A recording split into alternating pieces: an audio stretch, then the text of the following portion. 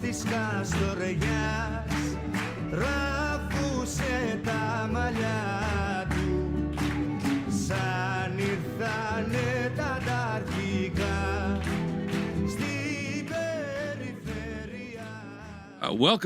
Welcome back to Comrade Uncle. I'm here with my uncle, Comrade, Dr.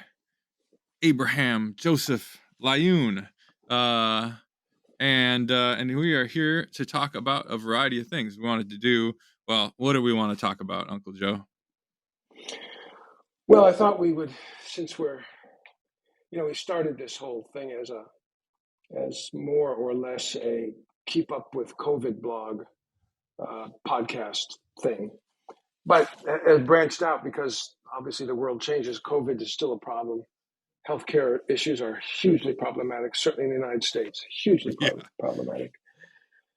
Tens of thousands of bankruptcies because of medical bills.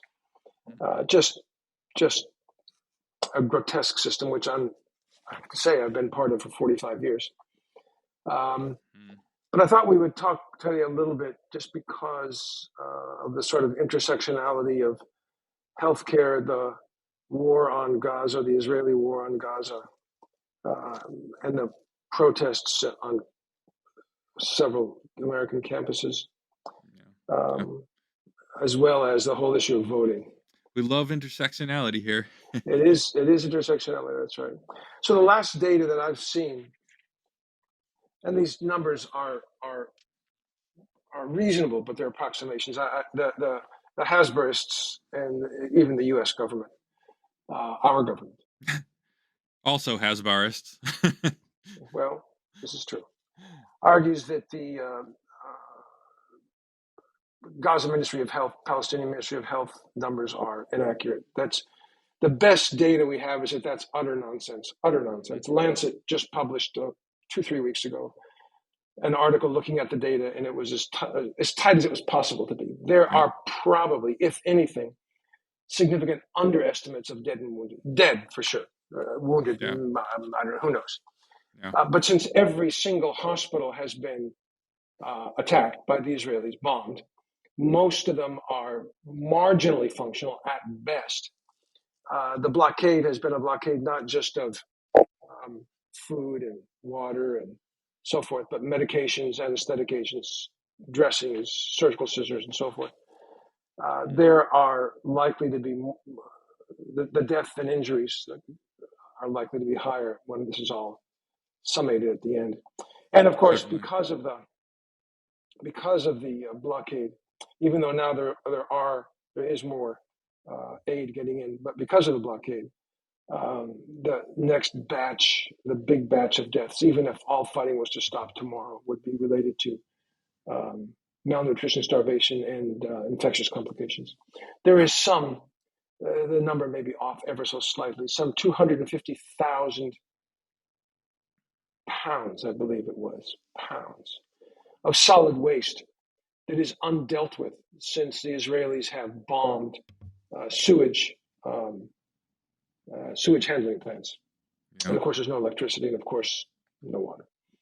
So it's hugely problematic. The roughly there's 34,000 deaths, of which about half of them most of those are non-combatants, notwithstanding what the Israelis say. Most of them are non-combatants, and at least half of them are women and children. Now, I sort of don't even like that construction, women and children. What does that mean? Does that mean that men somehow aren't innocent? No. Right. But basically civilians. Right. But the thought of something like 13 to 15,000 little kids being murdered by this Israeli state with the assistance, active assistance of our government is simply unbearable. Supervision, oversight. I've heard. That's a very good. Oversight, man. Initially it was Direction. I thought complicit. They were complicit, but no, Biden and his government are actively involved in genocide. They really should be brought to The Hague. That really is. I mean, it sounds. Listen. I mean, I'm a 72-year-old person. I mean, I am not a young, wild-eyed radical. I mean, maybe once I was, but not even that wild-eyed. But if law is to mean anything, if rules are to mean anything, then the law against genocide has to be held up, and both the Israeli leadership and the American leadership have to be held accountable for genocide. 34,000 deaths, some 76,000 injuries, right? So casualties of something like 110, 115,000, another 8,000 perhaps. That number is from the Ministry of Health. I have no idea how they came up with that, of people missing. And maybe it's just reported because they did, the Ministry of Health there did send out, when there was access to electricity, intermittently it exists, and the internet intermittently exists, to people who intermittently have access to that stuff, a Google sheet asking them about their families and who's alive and who's gone and who's missing. So maybe the missing comes from that. But there's some significant number of people buried in the rubble. The place has been called a children's graveyard. And there is no, to the best of my knowledge, there is no way on God's earth that Israel will ever overcome what they've done here. Ever. They have a scarlet letter. It will never go away. I don't know what else will happen, but it will not go away. Because of this. There have been some really significant campus protests. In late 23, at Cooper Union, George Washington University, Binghamton University, Drexel University, there were a number of events. More recently, Columbia, Yale, I think Harvard, maybe MIT. Columbia and Yale have gotten the most play recently. And of course, are just like, again, if you do the math, being as old as I am, I was present during the Vietnam War. That was my war. That was my generation's war. And the protest. Now, I don't want to overstate anything I did. I was not a mover and shaker. I was just a dumbass. I shouldn't talk that way. Sorry. I was just a kid. I was a 21-year-old kid. But I knew something was dreadfully wrong. And so we were at multiple protests against that war and other things that were going on. In fact, at the time, the names thrown our way were significant, as you would expect. Insults, no doubt about that. But later on, 20, 30 years later, yes, we were right. Wisconsin was a big place. UCSD, UC Berkeley, UCLA. I mean, all of throughout the country. Big place for protest. Multiple. Across the country, everywhere. I don't want to start naming because I'd leave out ones that really matter.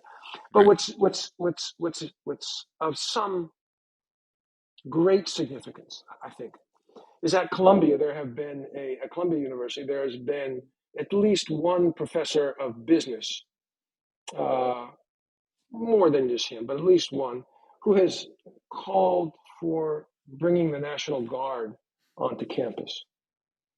And if this professor of business had any knowledge of history, at all, I think he'd be a little bit reticent to make that request. First of all, why did he? Maybe we should say why. Because what he and the leadership of Columbia have said is that Jewish students are at risk on that campus from the protesters, even though the protesters are led by Jewish students. Right.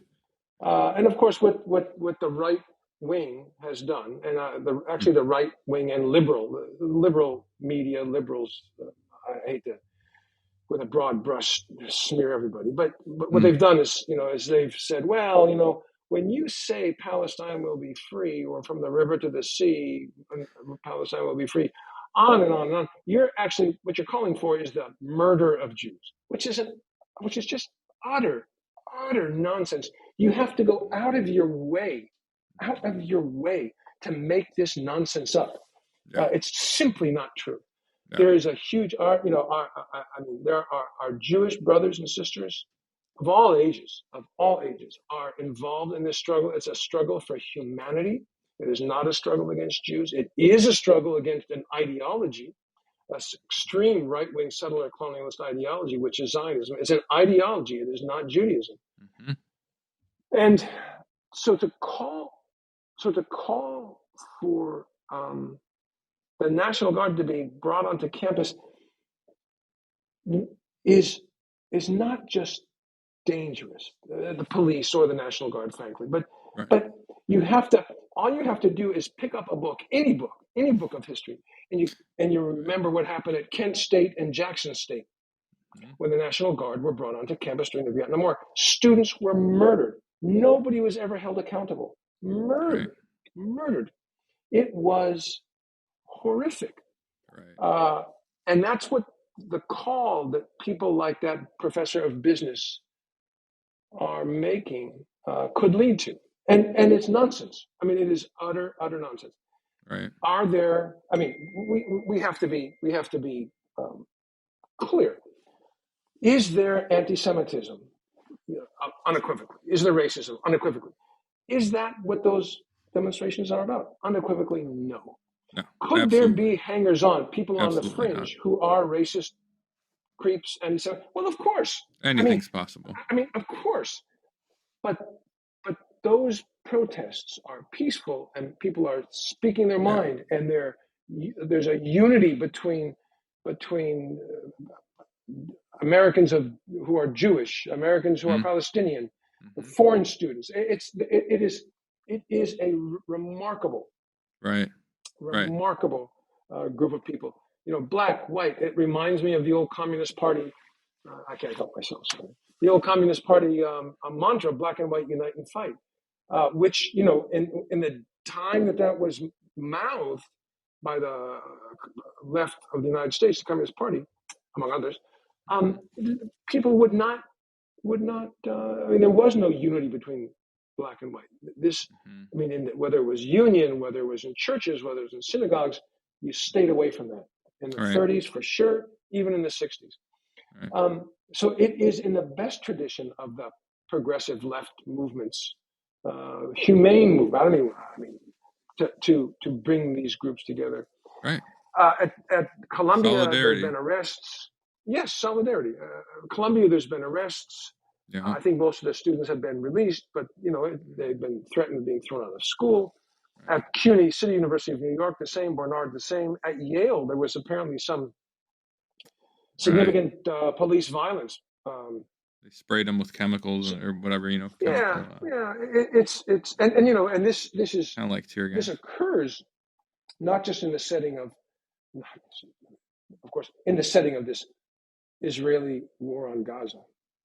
It occurs in that setting, but it also occurs in the setting of the Congress of the United States, specifically the House of Representatives, specifically Elise Stefanik's, who's a chair of one of the committees, who's had hearings on anti-Semitism on campus, and has, in a way that's frankly embarrassing, has made mincemeat of these university presidents who are, I'm sure, good, solid, liberal, smart, thoughtful, but absolutely spineless. Give them the benefit of a doubt. Right. My experience, this is just my experience in the university is university leadership is basically people who have nothing to, their loyalty is not to the students or the faculty, it's to the donors or to the board of regents, board of governors. Certainly when I was at the University of Florida, it was so, and believe me, nothing has changed. It's gotten worse. Right. whether it's Harvard or MIT or Columbia, that leadership, when Stefanik said, if somebody says death to Jews, is that allowed on campus? And rather than accept the premise, I think, Reject the hope premise. that had I been there, I mean, would have I known what I was said? But I think you say, no, excuse me, that's not happened on our campus. What has happened on our campus is our students have said the following, and it's the things we've already talked about, and we support that. And will there be hurt feelings? Unequivocally. Would we allow any of our students to be harmed? Unequivocally, no. But the university is a place for debate and argument, respectful, one hopes, always. Sometimes that respect breaks down, and you've got to be a little bit careful. But none of them were willing to do that. Not the leader of Harvard, who was unfortunately asked to resign. Not MIT. Not what was the other one that was there? Not Penn. And recently, the president of Columbia was there, and again, really just did not do the job that should be done in terms of taking on Stefanik and her ilk, and saying, no, your premise is wrong, right? And laying out what universities are about. It's cowardly, and it's it's more than just. So it's cowardice, of course, and it's spinelessness, of course. But it's not even smart. I mean, it's like these guys are nailing you to the wall. I mean, and they're asking. I mean, some of the questions that they're asking are absurd questions. They are, I listened to one senator questioning a senator or congressperson. Actually, I'm sorry. He was a congressperson, I believe. I can't remember. Yeah, congressperson. Can't remember exactly where from, but the upshot was he was like, God says to support Israel. If you do you want Columbia to be cursed by God? This is a congressional hearing. What place does that have? I mean, what kind of question is that? And the administrator, backpedals. Oh no, we wouldn't want that. I mean, are you kidding me?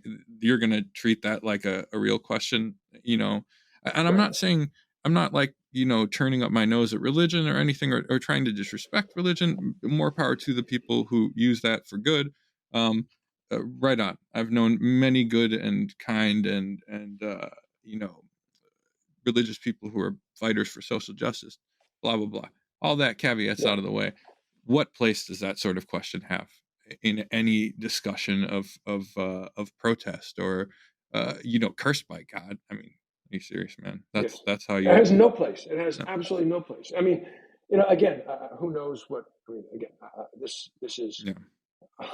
I will never be in that position to be president of university asked this question. But what I would hope I would say is, which God are you talking about? Are you talking about the God of Odysseas? Are you talking about the God of the Romans? Are you talking about the God of the Jews, the God of the Christians? Which God? Whose God? Which book? I mean, books of mythology is what these books are. They are not. I don't believe the Word of God. They are. But at their best, and you've touched on it, at their best, they do lead us in a direction of humanity and decency. There's no question in my mind about that. I think we've talked about this in the past when I was a much younger man working for the revolutionary government of Nicaragua, when Nicaragua was a revolutionary country back in 1980, 1981. The people that I worked with, some of them were Catholic lay workers, and they were the most impressive people I ever saw in my life. The most. Went places and did things that we wouldn't do, we're afraid to do. So no, there's no question in my mind that you're right about that. But you're right, that kind of a question has got no place. And the university president, I mean, to not be able to answer that, I just what are you thinking? Are you over-lawyered? Like, do you have too many lawyers told you what to say? But you have to just, it sounds trite, forgive me. You have to speak sometimes truth to power. Call bullshit. Say, no, we're not doing this. This is not what's happening.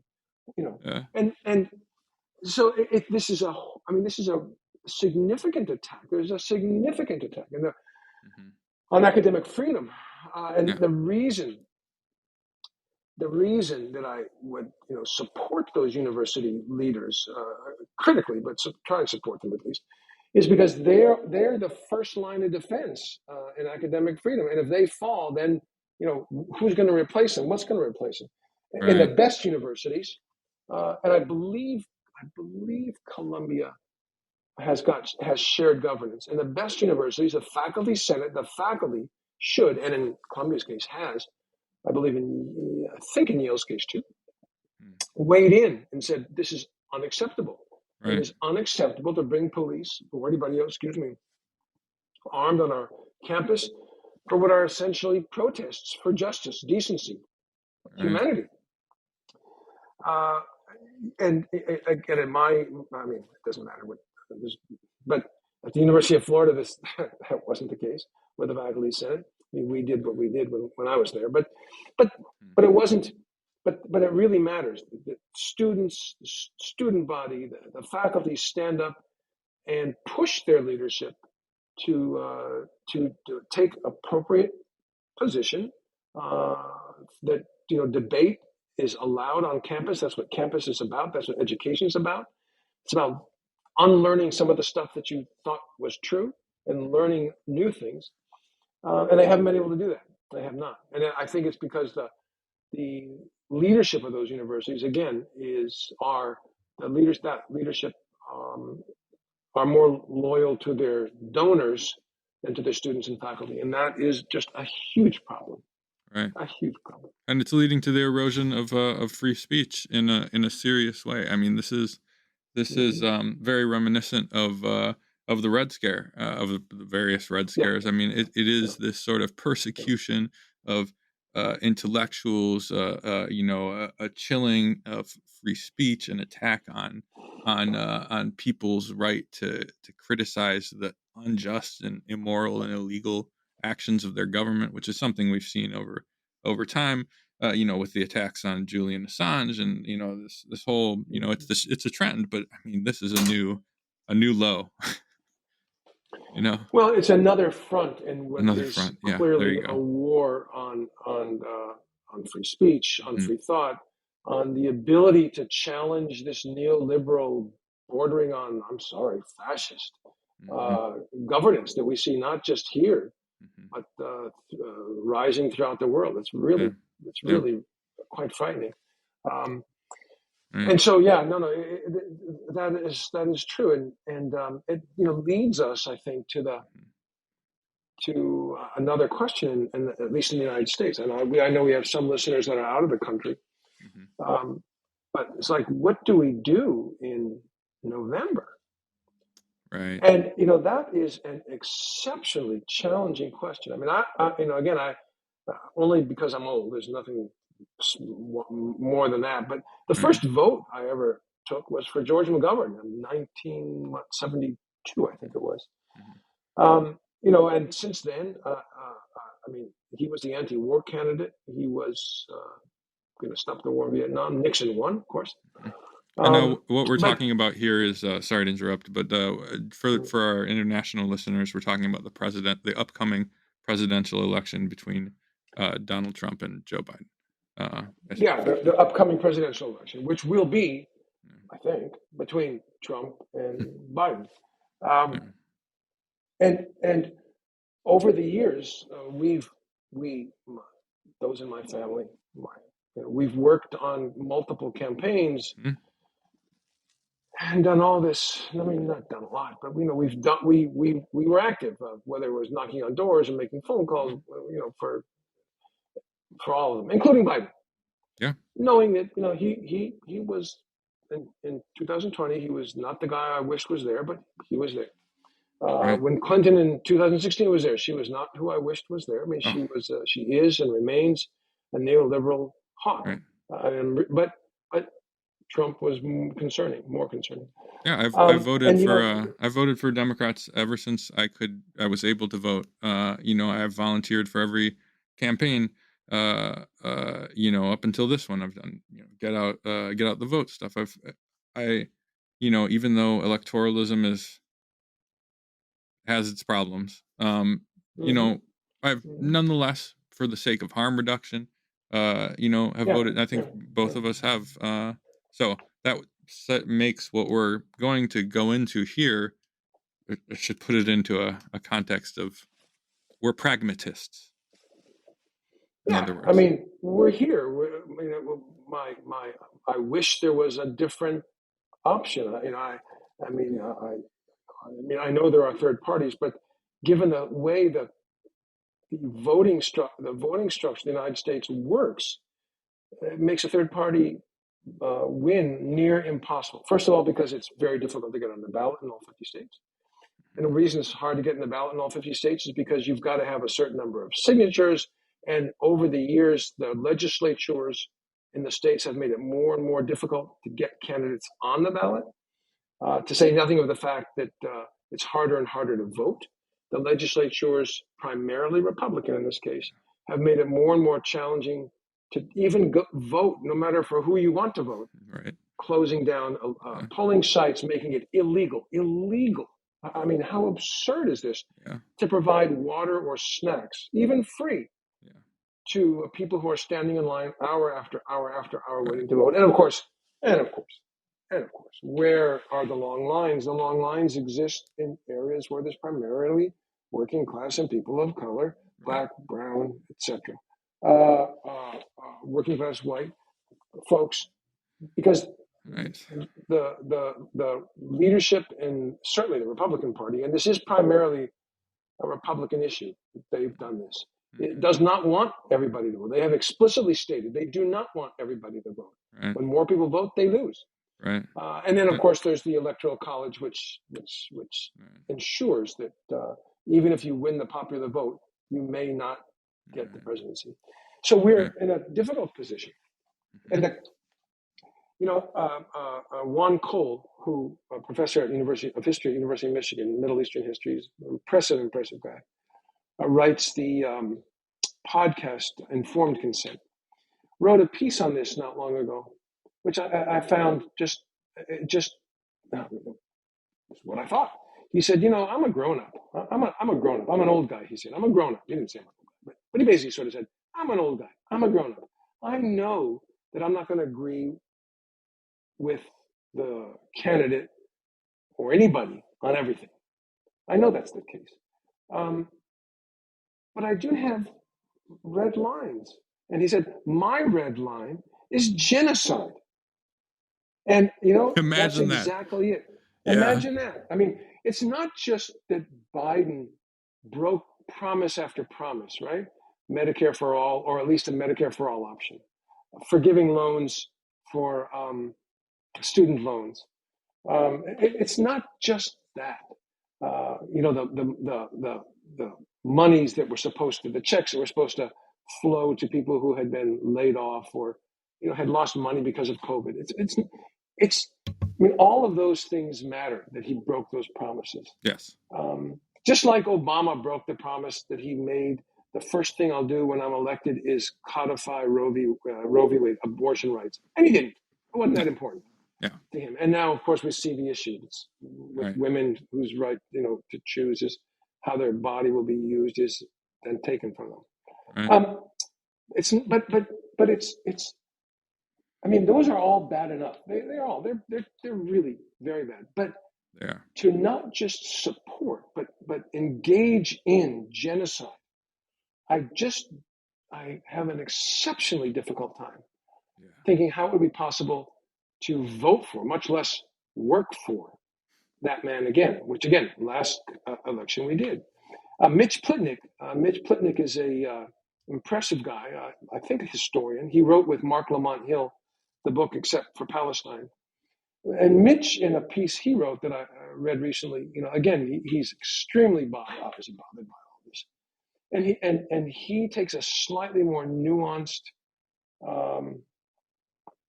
take on all of this. And he says, if you live in a state that's solidly blue, vote for anybody except Biden. Vote for who you want to vote for, right? And obviously, he's talking to progressives. It's not going to be the fascist Trump.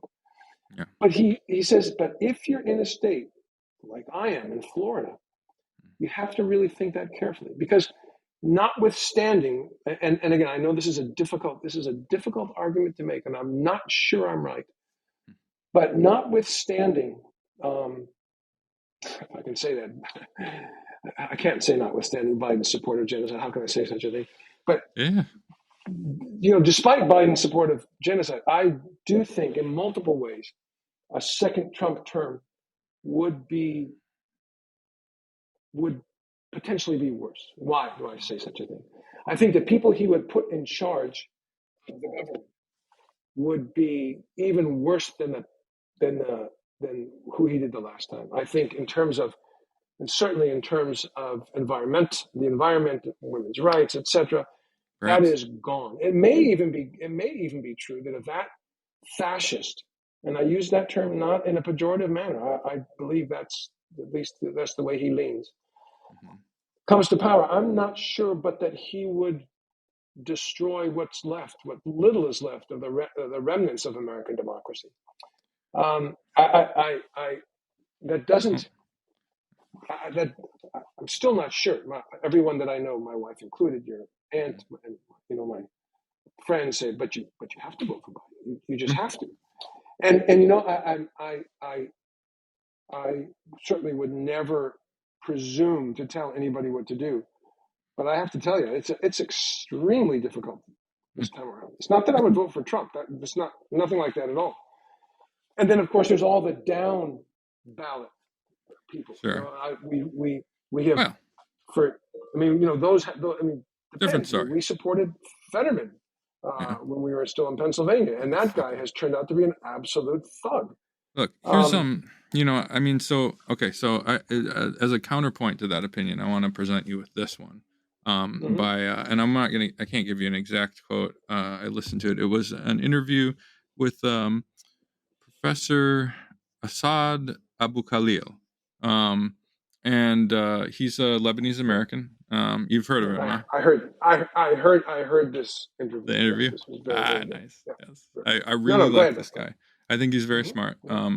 And I think he makes some really good points to me. And that is essentially, well, so what he ended with was, don't let your, what he would say to people, to the voters, is that don't let your aversion to Trump rule, keep you from, in effect, punishing Biden. Here's my thought process, and I am deeply conflicted about this. I really am. And that is, and this follows on some of what he was saying, the professor, is that, we, to some extent, accept this, idea of lesser evil and harm reduction, and that is valid. However, I have two lines with this. One part, on the one side, we have, the fact that some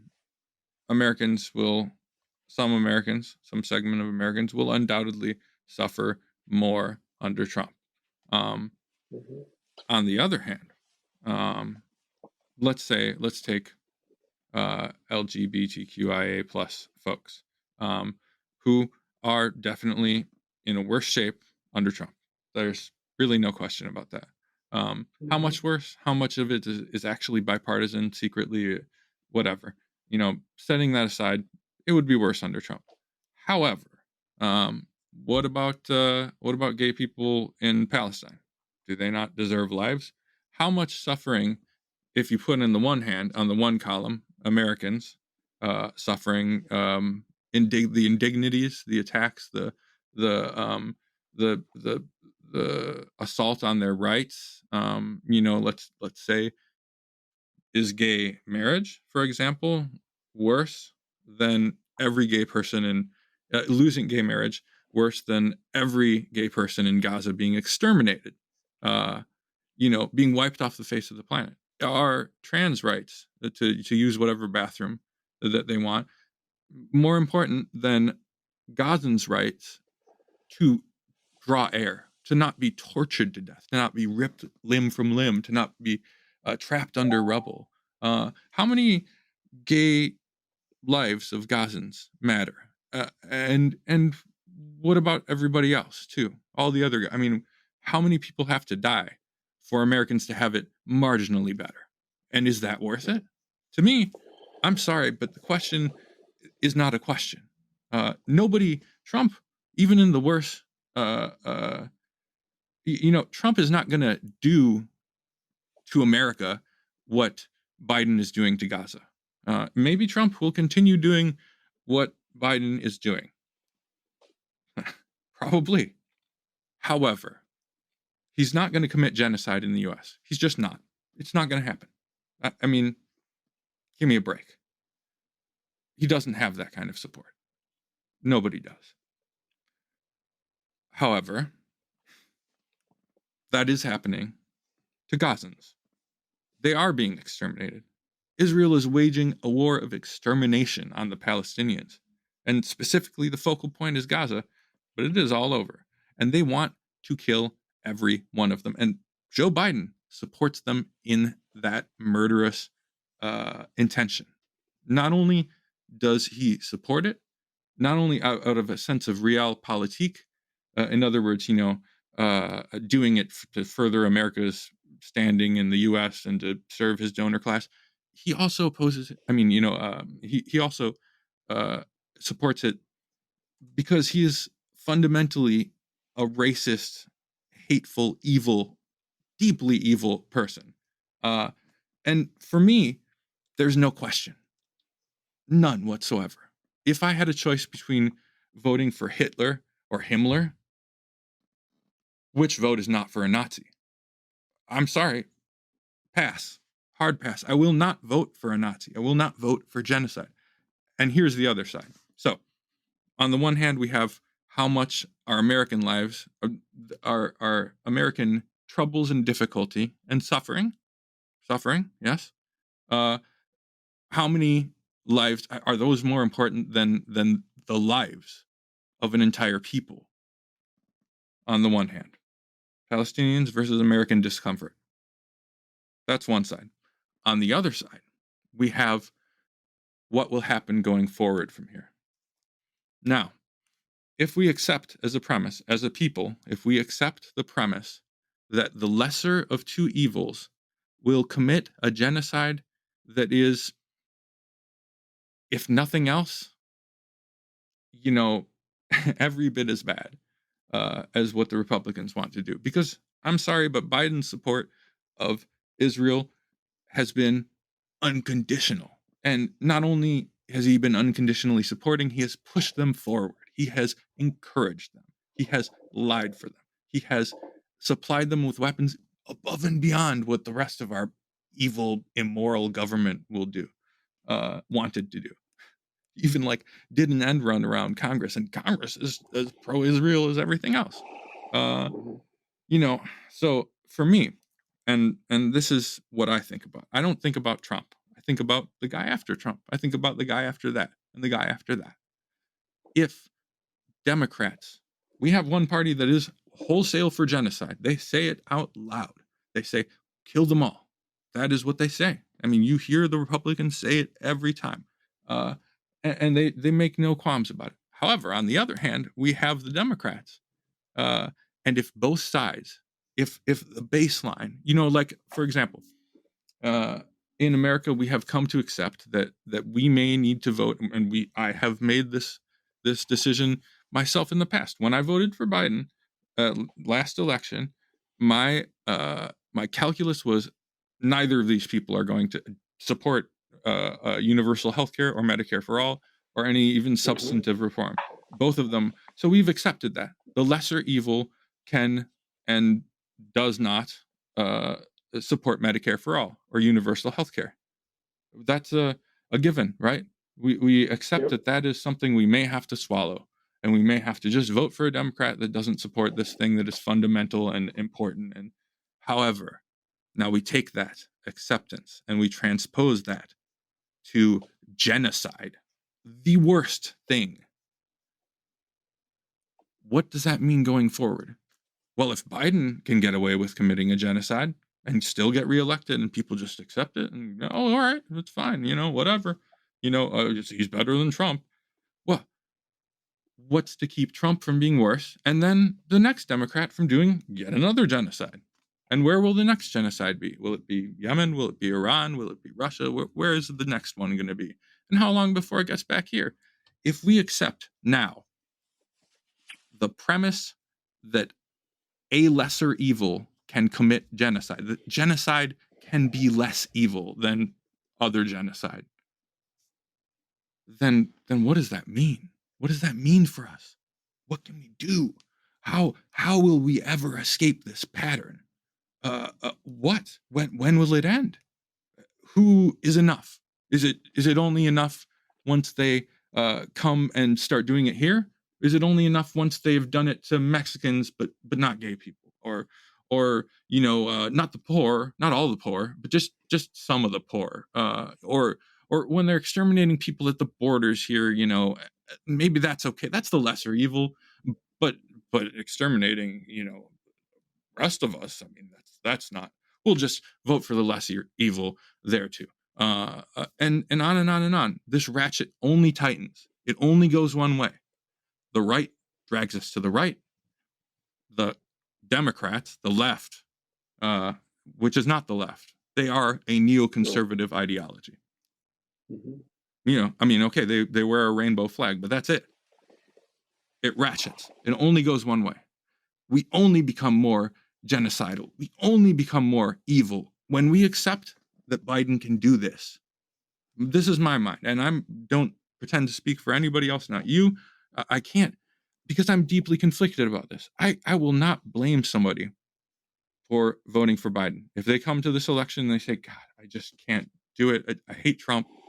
I get that. I hate Trump too. But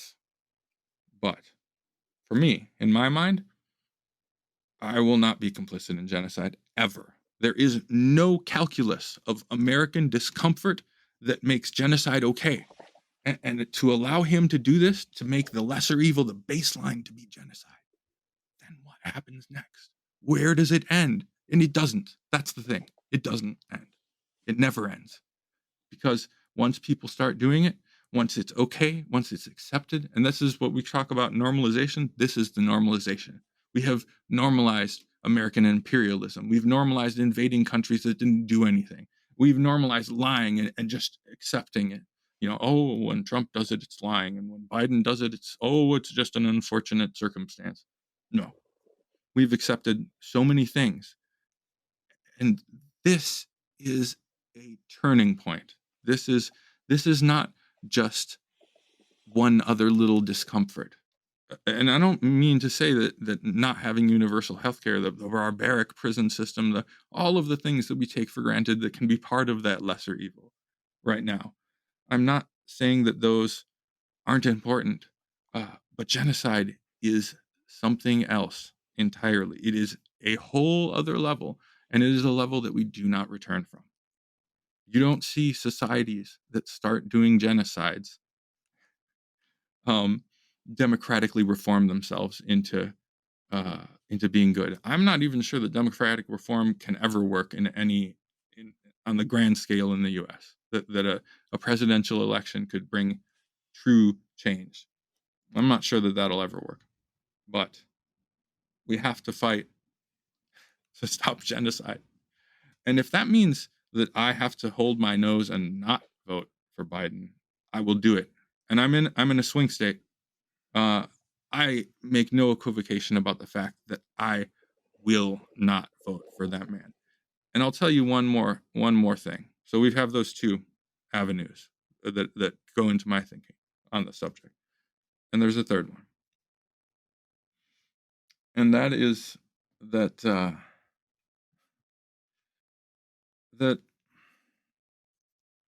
we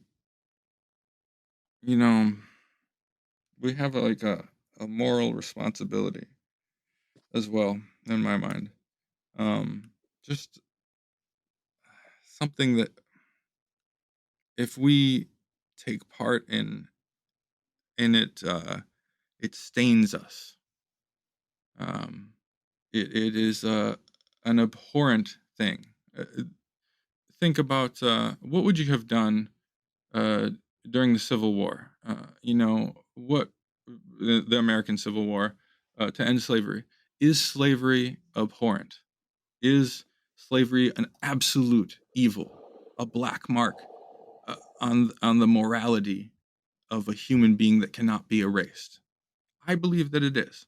I think that I will not tolerate slavery, and I will not tolerate genocide. I will not be complicit. I won't help it. I won't tacitly accept the premise that American lives are more important than Gazan lives. They are people. They are humans. They are our brothers and sisters, save but for, as my mother would say, an accident of geography. Being born here and not there. They are made of the same flesh and blood as us. They are or could be us. You, me, anybody. There's no one ethnicity of people that is inherently more important than another. No human life is more important than another, unless it's the life of a fascist or a Nazi or genocider. I'm sorry, but those lives are on a different level. But as far as a baby born into this world, there's nothing separating you or me from being a Gazan other than where we were born. And none of us deserve to be exterminated or eradicated. The Jews did not deserve it, nor the communists, nor the socialists, nor the gay people, nor the people with disabilities that were exterminated in the Holocaust, the first Holocaust, because this is the second Holocaust. This is it here. What would you have done if you were in such difficult times? Because you are in those times, and when you accept that that you've got to vote for Hitler because Himmler is worse, that's no choice at all to me. So that's my thinking. I don't. I think that we have to stick up for as pragmatists. I would rather suffer through 4 years of Trump than deal with Biden. And there's one thing. I remember where I was going with that. When Biden commits a genocide, half, all the liberals, all the people who have been indoctrinated by the media, by the Democratic Party apparatus, the propaganda machine, CNN, NBC, they all cheer it on. When Trump put, like when Biden puts kids in cages, both the right and both the Republicans and the Democrats are all for it, because the Democrats, they're like, yeah, whatever, great, he's doing it, it's fine, it's Biden, it's fine. At least when a Republican does it, all the libs get mad about it. If Trump was doing this, they would all be upset. So I would rather have Trump doing it, frankly, because at least there is a base of opposition in that case. So what would you rather have? Would you rather have all of the Democrats united behind genocide, or at least the Democrats being forced to pretend that they don't support it? Because that's the choices that we face. Well, I think you raise a number of intriguing and important points. And so that podcast that you referred to at the opening of your comments, I heard as well. And he basically said, although in a more elaborate way than I'm saying it now, but he basically said is maybe a country deserves the government they get. That's what he said. And he said other things too. He said women's rights matter a great deal to me. Choice matters, but is that more important than the lives of Palestinians than genocide? And he did that in several comments. And I think he was conflicted as well, as clearly you are, as clearly I am. I try to think of this time in put it in some historical context. I mean, first of all, this is not the second genocide. Holocaust. And Holocaust. I mean, and the Holocaust that the Nazis perpetrated on the Jewish people wasn't the first Holocaust. I mean, there's been more than one, but in times that we consider modern, at least, probably the first Holocaust is what the Germans do to the people in what is now Namibia. The second Holocaust is probably, in the Belgian Congo, what Prince Leopold does, King Leopold, does to the Congolese, which is just horrific. The book to read on that is King Leopold's Ghost by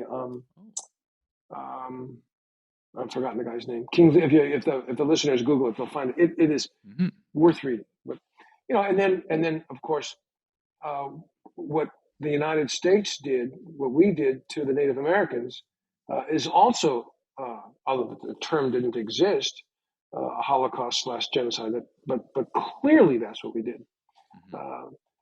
So this is humans do this, and I'm not saying that doesn't make it better or good, but humans do this. It's been done, and of course there's also the Hutu Tutsi in Rwanda genocide that famously Bill Clinton refused to call it genocide because we'd have to do something if we called it a genocide. How far we have come. Yeah. But in terms of in terms of sort of what we should do electorally, or at least how I think about it.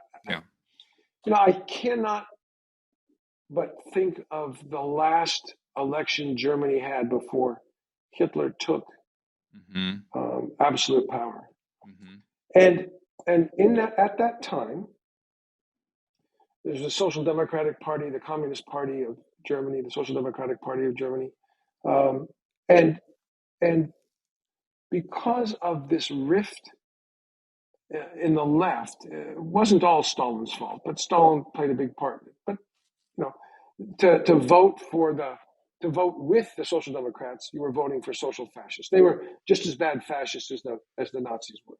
Was the mantra at the time. Clearly not the case. I mean, they were not Nazis. They were Social Democrats. They were different. They were not, exterminationists. And so by battling with one another, this allowed, in a certain way, the rise of Hitler. And then as soon as Hitler took power, of course, there was the Reichstag fire, there was the Enabling Act, and the Enabling Act basically allowed Hitler to rule by decree. Full stop. So there's another take, right? So there's two takes on what happened. One is that happened, that it was the election, and I think that is a valid and reasonable take.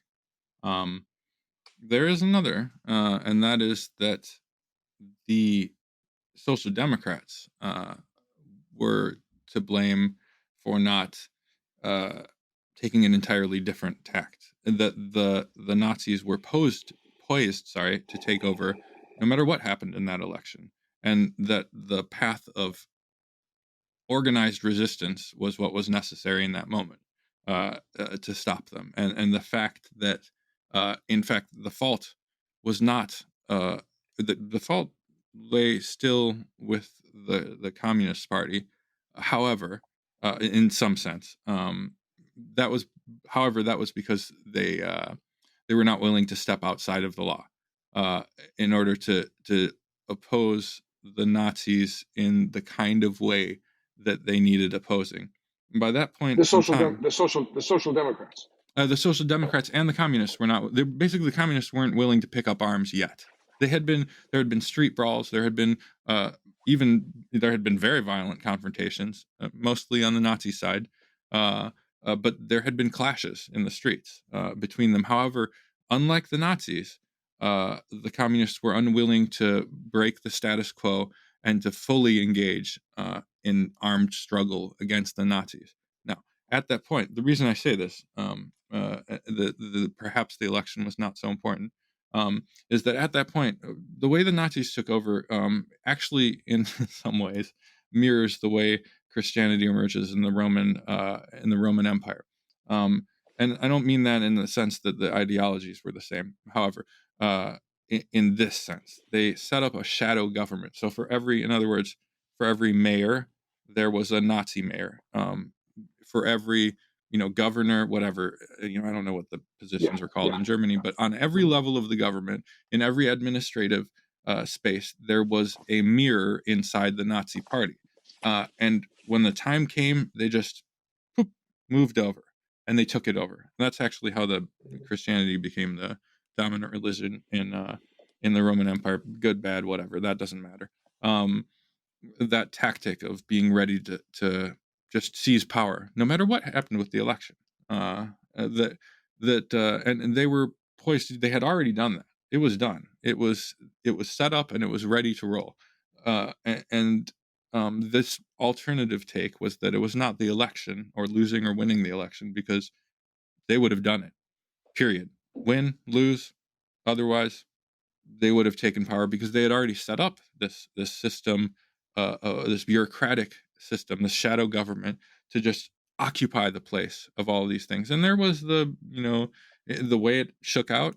There was this vague aura of legality that Hitler got elected and then he passed some stuff and whatever. But the alternate take is just that these guys were doing it.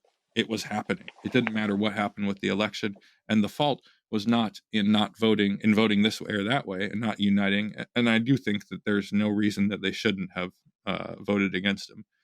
But in this line of criticism, it's that their unwillingness to pick up arms and to basically break the law, to break the status quo of ostensible legality, which the Nazis were not adhering to. They would go in and they had no problem breaking up communist meetings.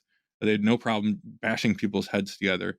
They had no problem using weapons to kill people and to wipe out the communists. I mean, don't forget, the Holocaust, the first people to go into the camps were the communists. And then the Social Democrats. And then the trade unionists. And well, so on. I do know that. I mean, we're not there. Don't get me wrong. No, we're not. No. Again, no. It's so, but I do agree. I'm sorry, I didn't mean to derail you. I do agree that there is some parallels, but there are, right? But, maybe. But just maybe. Sorry, maybe. Please continue with what you were saying. My understanding of that history, though, is not that the Communist Party of Germany was not willing to take up arms. Quite the opposite. They had armed groups that were actively battling. But I think that was a two-track plan at that point. And again, it wasn't just the Stalinists, it wasn't just the KDP, it was also the Social Democratic Party had a role in this. But by doing battle with one another, even though neither of them were perhaps the optimal, I don't know, optimal for everybody. If you look to see what Hitler had said, you'd say, man, this guy's dangerous.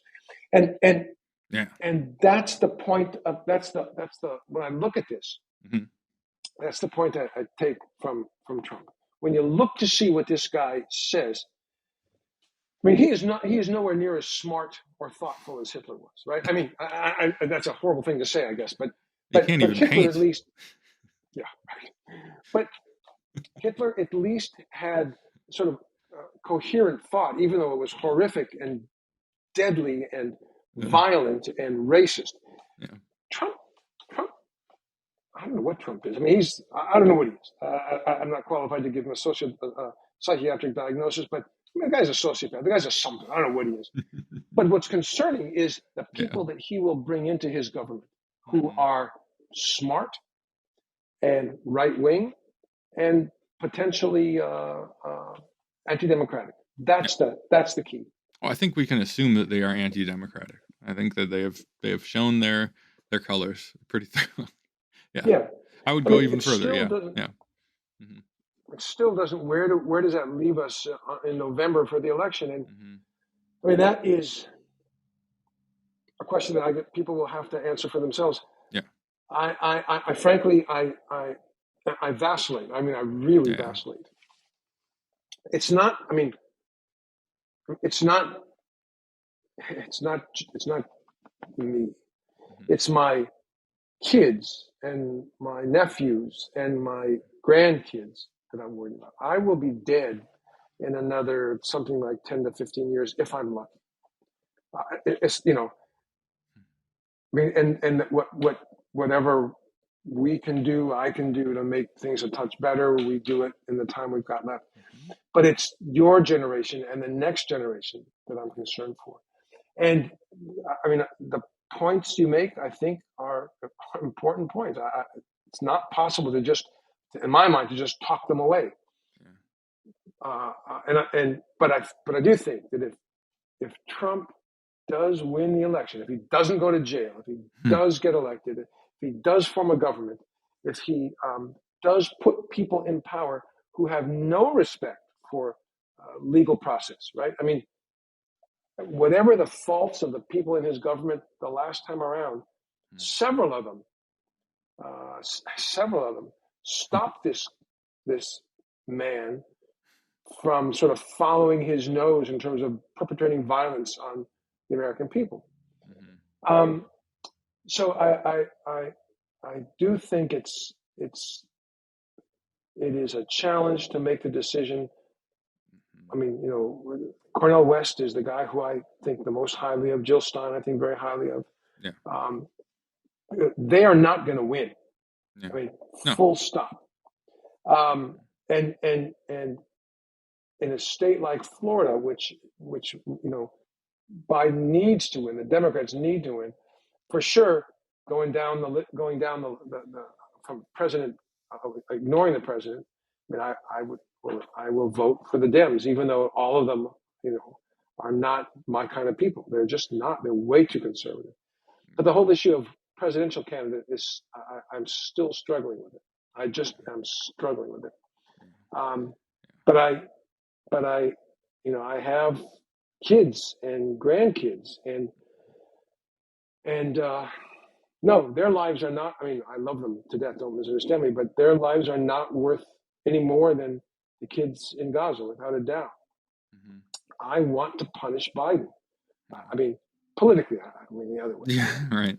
Right. No. I mean, I'm not a violent person. I mean, We I'm have really to not. say that. Yeah, absolutely. Yeah. And yes, But I agree it's with you. true. I mean, I'm not a violent person. Right. But he needs to be punished for this. This is what he's done is unequivocally wrong.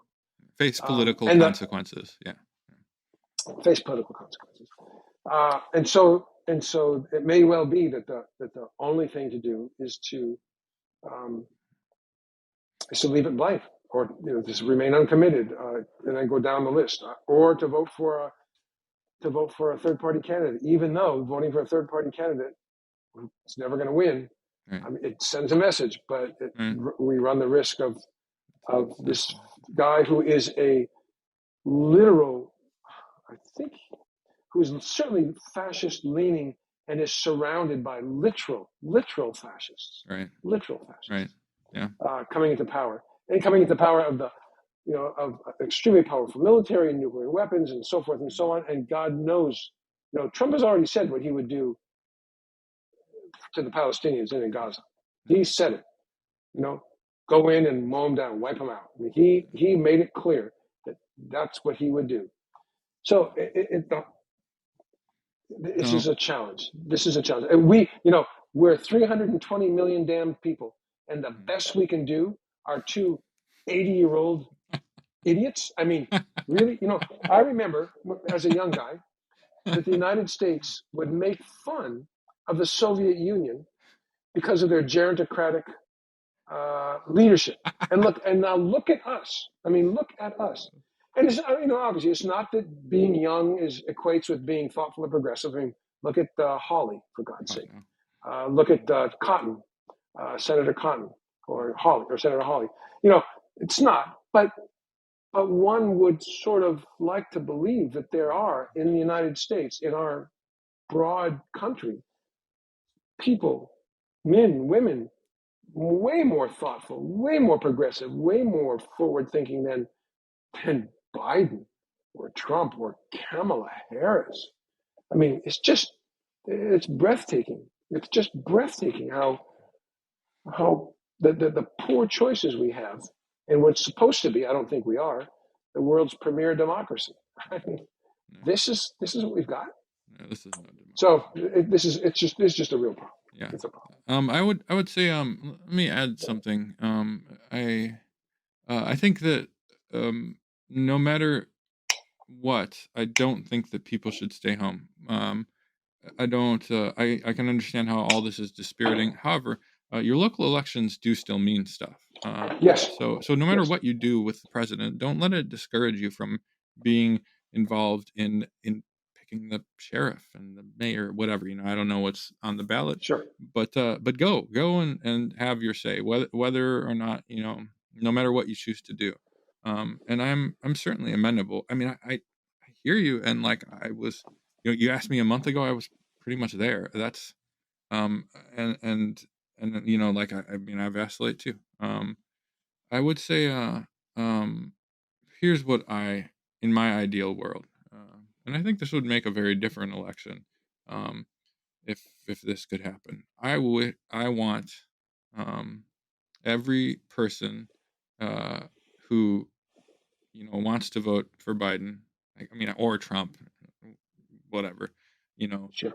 but I mean, speaking to our listeners, I doubt very much if many of them are Trump supporters. Maybe, I don't know. But I wish I could take every liberal and make them watch 5 minutes of videos from Gaza.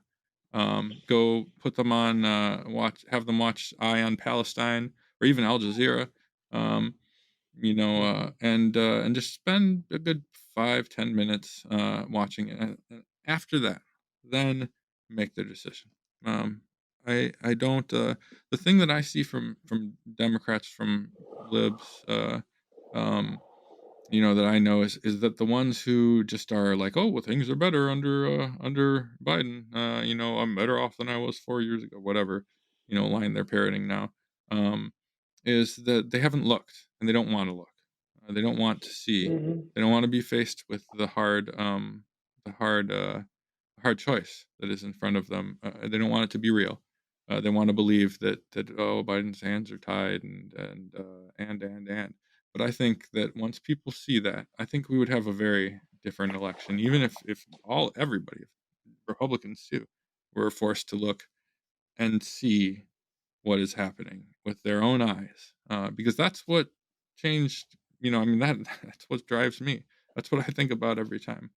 I mean, it'd be even better yet if they knew somebody. I've told you about that family that I was, my friends over in Gaza.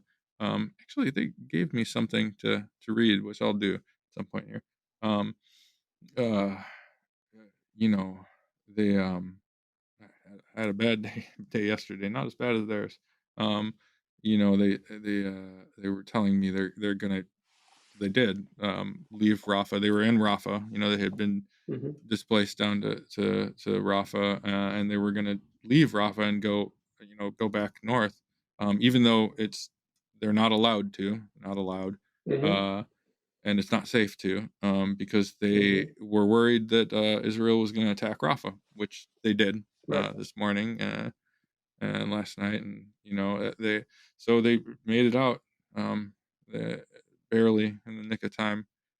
Speaking of that, I'll add their GoFundMe. It's just one family, but if you got $5 to throw, it's hard to. No, we should. We should put those on, and the other. Actually, you should put an eye on Palestine. You should also put Electronic Intifada. Yes. Their website on as well, because those are some. Rethinking Palestine is another one. There's some just superb podcasts that people can go to keep up to date on what's going on here. Mm-hmm. Anyway, so we will see what happens as time goes on, but I think we are in a very precarious position as a country. Very precarious position. And certainly our brothers and sisters in Palestine are suffering the most right now and deserve our support. The mantra is a secular democratic state with equal rights for all. And if we need to have some special minority rights to protect folks, by God, that can be done too. It's not going to be you or me that does that, but I think that's all that's left. There's no two-state option left. Israel has ensured that. The Palestinians are not going to go anywhere. And it's going to be a state. It'll either be an apartheid state or a democratic secular state. That's all. Those are the only possibilities. And I suspect, knowing what I know about history, apartheid might go for a while. They might be able to hold it together for a few years, even decades, but it'll fall apart. It seems like it already is falling apart. And I've dear friends in Israel who most of them won't talk to me anymore because unfortunately they are they support their government and what they're doing. They cannot see any further than that. But it's sad. These are good people. These are good people. It shouldn't be like this. Yeah, but, me too. all we can do is keep pushing, and the push we'll have to make is get Biden to stop supporting Israel with weapons and money, to get Biden to support the resolutions in the UN that stop the fighting, that bring aid in, and that can figure out a way to either have a two-state or a single-state solution. But it's and the occupation and the genocide. My most sincere hope, and maybe this is a pipe dream, God, what I really want more than anything is, I love it.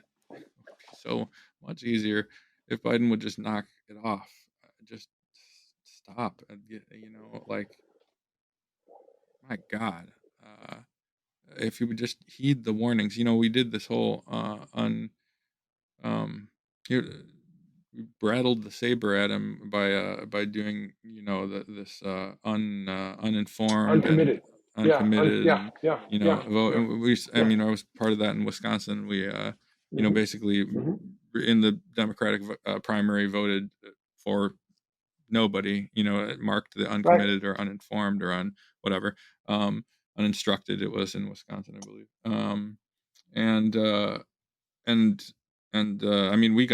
We got double the margin that he beat Trump by last time of people that are, he could very well lose Wisconsin. The same is true in Michigan. Yeah. The same is true in Michigan, and the number of uncommitted or whatever the term was they used was just significant. But he has ignored those. Yeah, yes, he does. He has ignored them. I hope that it sinks in, and he just or something. Man, if he just, God, that would be so much easier if he could just. Well, I don't care if he doesn't. From what I've read, and there are numbers of people close to him who are opposed to what he's doing. The only question I ask is, why then haven't you resigned? Why haven't you resigned, Brent McGurk? Why haven't you resigned? One of them did, and others. This State Department guy, more than one, has done that. And this woman, I've forgotten her name, but folks from the State Department have resigned. But no, really, in his cabinet, advisors. That's the only thing that might get him to change his mind, is the threat of that. Well, let's articulate. Oh, I'm sorry. Go ahead. No, that's all. It's just not happened. Let's articulate, since we are since we analyze and prognosticate and recommend, and let's lay out, because I don't think enough people do this. What is fundamentally the demand? What could people talk about? Oh, his hands are tied, he can't control. Let's respond to that one, because it is a common criticism. The idea that Biden is powerless to stop them. What could he do to tomorrow If he woke up and his like Scrooge's heart was changed, uh, you know, what are the actions he could take right now? What could our government do more broadly? What do we want to have happen? Well, I mean, his hands are not tied. I mean, he ties his own hands, right? I mean, when he wanted to go and send weaponry to Israel without going through Congress, he did it. He just did it. What could Biden do? So, what is it? The question is, what's the central issue that needs to be resolved to allow us to begin to correct the flaws in our government? And I believe, I could be wrong, but I believe that at least one of the central issues is campaign finance reform. Right. You can't do campaign finance reform without a Supreme Court that will allow it. So he could tomorrow enlarge the Supreme Court by something between 3 and 5, get them approved, get them there, and it's not packing. You can call it packing the court. I think what the Republicans have done is pack the court. But there's district courts, and there's usually one for each district. There's one Supreme Court judge. So there's a negative balance of something like 3 to 4. I can't quite remember right now. But he could do that. That's one thing. He could do it. He's got the Senate. Do it right now. And that would allow campaign finance reform. That would also allow the whole issue of getting choice through and not suppressed by the Supreme Court. That would also allow him to, if he wanted to push all sorts of progressive legislation that the Supreme Court would kick out, given the structure they've got right now, and that they, in fact, will, ranging from voting and voting rights to is Trump not complicit in his own crimes because he was president. I mean, crazy stuff. But he could do that. He won't do that. He hasn't done it. Yeah, and I don't think he will do it. So realm of the possible. But it is absolutely possible. Were he an FDR? He's not an FDR. He's not. He's not even a Bernie Sanders. I mean, clearly not a Bernie Sanders. Yeah. And Bernie Sanders isn't all that good. Right. What more would we like? We would like him to stop funding Israeli genocide. I mean, stop. I mean, this didn't start on the 7th of October. Anyone who's read anything about the Middle East, who knows anything, knows that. And there are people around him who know this, and I'm sure have said this to him. This is an 85 to 100-year-old process of ethnic cleansing that's been going on. It is. I mean, I don't care what the Bible says. I do not care. It doesn't mean anything to me. I mean, whatever. Yeah. Yes, the Bible says that there were these guys, the land was Jewish land 3,000 years ago. I mean, you want to come back, you come back. Can you come back, though, and it's a democratic, secular state? Right. You don't kick people out. You don't take their homes. You don't make them third-class citizens. You don't kill them. Right. You don't keep them uneducated. You don't keep roads that they can't use, sidewalks they can't walk on. Sorry, you don't do that. You think you're God's special people? I'm sorry. Which God? Whose God? No. The Jewish people are a remarkable people. I mean, there's things that have been done by that group, by the Jewish people, that are breathtakingly wonderful. Yes. Breathtakingly wonderful. This is not one of them. And so we would say to him, stop, and stop now. Right. There's a whole bunch more that we done. I mean, we could talk, maybe we talk about it another time, but we've not talked about healthcare in a while. I mean, we don't have a rational healthcare system.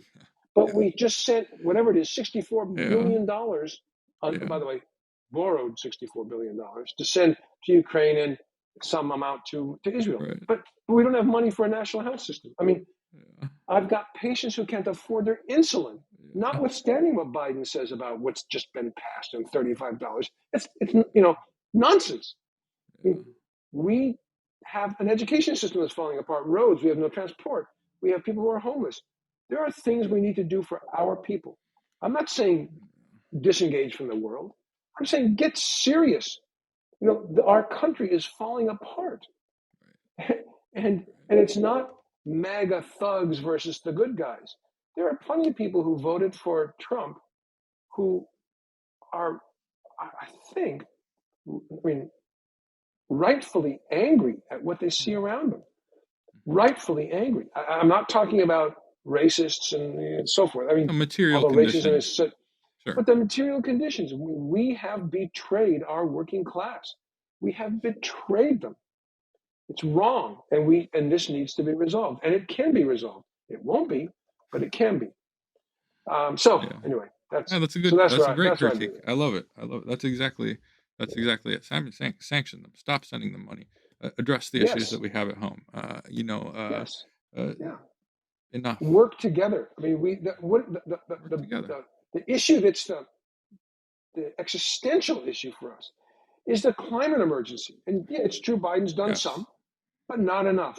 Oh, that needs to be addressed. We may die. We'll be gone. I'll be dead before this happens. But you, my grandkids, may not survive in a way that we would like to see them survive. Yeah. This can be fixed, but we have to act, and we are not acting. No. That's all. Yeah. I love it. Anyway, on that note, another hour and a 20-minute podcast. We did it again. Oh man, thank you so much, Uncle Joe, for talking with me. I just I love it. I value these discussions very much, and it's just. No, me too. It's good. I'm glad we do this. I want to keep doing these, and next time we can talk. We should probably talk a little bit more about comparative health stuff. But there's plenty to talk about now. Yeah. So okay, man. All right. Love you, Uncle Joe. You got Thanks, it, man. Love you. Take care. See ya. Take care. Stamattina mi sono alzato, oh bella ciao, bella ciao, bella ciao, ciao, ciao. Stamattina mi sono alzato e ho trovato l'invaso, oh partigiano, portami via. Oh bella ciao, bella ciao, bella ciao, ciao, ciao, partigiano, portami via, che mi sento di morire.